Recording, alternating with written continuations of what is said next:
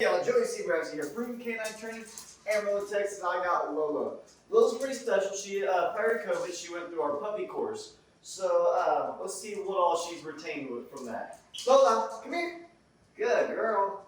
Sit. Good. Down. No.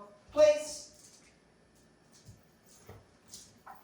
Alright, so we're going to keep working with her. We're going to use all this energy and just have lots of fun. Y'all watch Lola over the next 2 weeks, alright? Joey Seagrass, Proven Canine Training, Amarillo, Texas.